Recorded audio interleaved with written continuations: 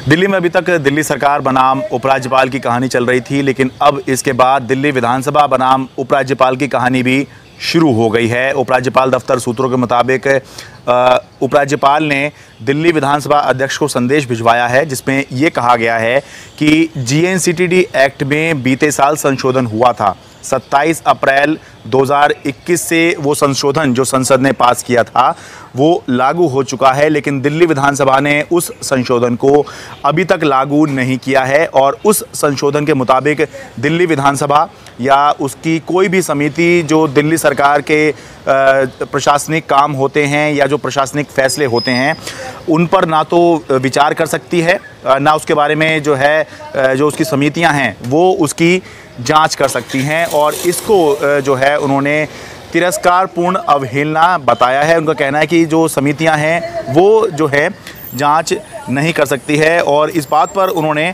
आपत्ति जताई है और ये कहा है कि वो जो अमेंडमेंट था संसद ने जिसको पास किया है, उस अमेंडमेंट को जो विधानसभा अध्यक्ष हैं वो लागू करें।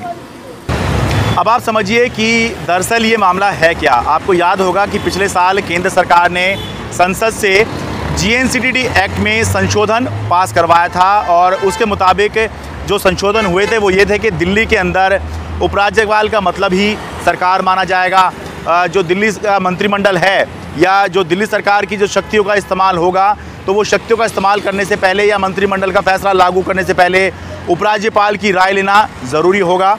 और सबसे अहम जो बात उसमें थी वो ये थी कि विधानसभा ऐसा कोई कानून या कमेटी नहीं बनाएगी जिसका संबंध दिल्ली के प्रशासन के दैनिक क्रियाकलापों से होगा या प्रशासनिक फैसलों के संबंध में जांच नहीं बैठाएगी। यानी कि दिल्ली विधानसभा की जो समितियां हैं वो किसी तरह की जांच जो है प्रशासनिक फैसलों की जांच नहीं कर सकती।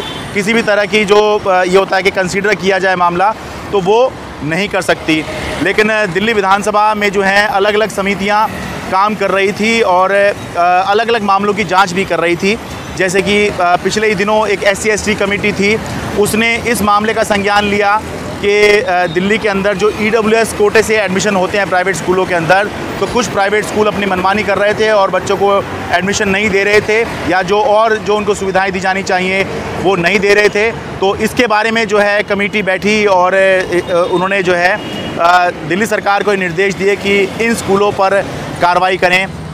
जो आम आदमी पार्टी के विधायक हैं उनकी तरफ से भी ये दावा किया गया कि प्रिविलेज और पिटिशन कमेटी में जो है बहुत सारे मामले आए, जिसकी वजह से दिल्ली के अंदर जो बहुत सारे SDM हैं, ADM हैं, उनका भ्रष्टाचार पकड़ा गया। और ख़ास तौर से एक ज़मीन घोटाले की बात जो है आम आदमी पार्टी के विधायकों की तरफ से कही गई। यही नहीं, एक पीस एंड हारमनी कमेटी थी जिसने फेसबुक के जो बड़े अधिकारी हैं उनको बुला के जो है पूछताछ की थी।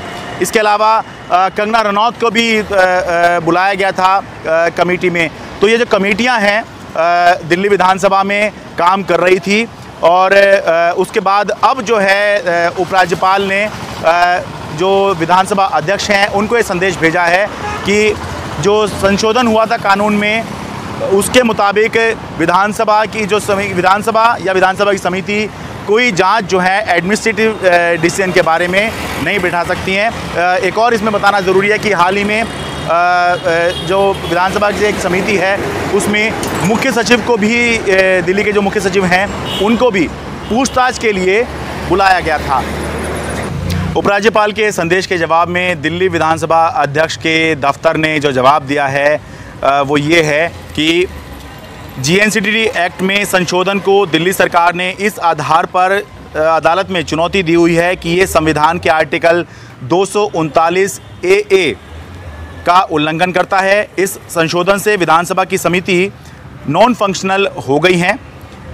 ये संशोधन विधानसभा और उसकी समितियों को प्रशासनिक फैसलों की जांच से रोकता है। अगर विधानसभा की समितियां ये नहीं करेंगी, यानी कि जो वो कर रही हैं, तो वो क्या करेंगी? संयुक्त राष्ट्र के फैसलों की जांच करेंगी। ये विधानसभा अध्यक्ष दफ्तर की तरफ से कहा गया है। साथ में ये भी कहा गया है कि विधायी समितियां प्रशासनिक फैसलों को देखती हैं और सरकार से अधिकारियों की जिम्मेदारी तय करने के लिए कहती हैं। अगर वो दोषी पाए जाते हैं तो। हाल ही में पिटीशन कमेटी ने कुछ एसडीएम और एडीएम के आदेशों की जांच की। इस जांच की वजह से 4 एसडीएम और 2 एडीएम और 1 सब रजिस्ट्रार को के साथ साथ कुछ अन्य लोगों को भी निलंबित किया गया। सैकड़ों करोड़ रुपए की सरकारी ज़मीन प्राइवेट पार्टियों को अवैध ट्रांसफ़र से बचाई जा सकी। ऐसी जांच को क्यों रोका जा रहा है? विधायिका इन समितियों के माध्यम से कार्यपालिका की जवाबदेही को लागू करती है। अनुच्छेद 239 AA के तहत कार्यपालिका विधानसभा के प्रति जवाबदेह है। एलजी जिस संशोधन को लागू करना चाहते हैं वो समितियों को प्रभावी ढंग से समाप्त कर देगा। यानी कि कुल मिलाकर वो ये कह रहे हैं, जो विधानसभा अध्यक्ष हैं उनकी तरफ से ये कहा जा रहा है कि ये जो संशोधन की बात की जा रही है ये संविधान के अनुरूप नहीं है, इसको अदालत में चुनौती दी हुई है। और क्यों एलजी जो है ऐसी समिति को जो है बंद करवाना चाह रहे हैं जो ऐसे फैसलों की जांच कर रही है जिसकी वजह से जो भ्रष्टाचार है उसको पकड़ा जा रहा है। और खुद उपराज्यपाल ने हाल ही में जो सस्पेंशन किए हैं, निलंबन किए हैं, उनका कहना है कि ये इसी जो कमेटी है जो विधानसभा ने बनाई थी उसी के जांच में ये पकड़ा गया था। दिल्ली से अपने कैमरा सहयोगी प्रेम सिंह के साथ मैं शरद शर्मा, एनडीटीवी इंडिया।